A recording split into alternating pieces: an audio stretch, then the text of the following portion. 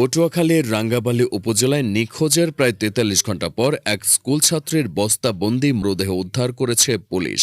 নিহত শিশুটির নাম আয়েশা মনি ১১। সে স্থানীয় সালেহা সরকারি প্রাথমিক বিদ্যালয়ের ৫ম শ্রেণীর ছাত্রী।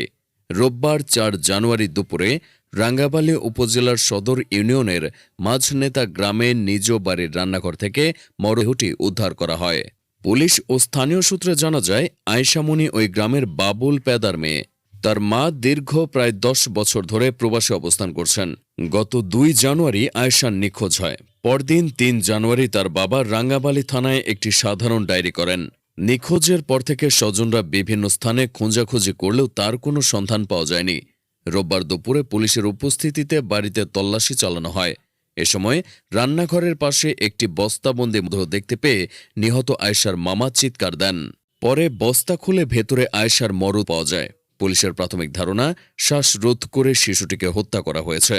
এই ঘটনায় নিহত শিশুটির পরিবারে নেমে এসেছে শোকের ছায়া। শোকে অসুস্থ থাকায় আয়েশার বাবার কোনো বক্তব্য পাওয়া যায়নি। প্রতিবেশীরাও এ বিষয়ে কথা বলতে অনিচ্ছা প্রকাশ করছেন। রাঙ্গামালী থানার অফিসার ইনচার্জ মোহাম্মদ সিরাজুল ইসলাম বলেন, শুক্রবার বিকেল থেকে শিশুটিকে পাওয়া যাচ্ছিল না। জিডির পর থেকেই পুলিশ তদন্ত শুরু করে। যেহেতু শিশুটি নিজে থেকে চলে যাওয়ার সম্ভাবনা কম, তাই বিষয়টি গুরুত্বের সঙ্গে নিয়ে বাড়ির আশেপাশে তল্লাশি চালানো হয়। এক পর্যায়ে রান্নাঘরের পাশে একটি বস্তা দেখতে পেয়ে সন্দেহ হয়। পরে বস্তা খুলে মরদেহ উদ্ধার করা হয়। বরিশাল.নিউজ।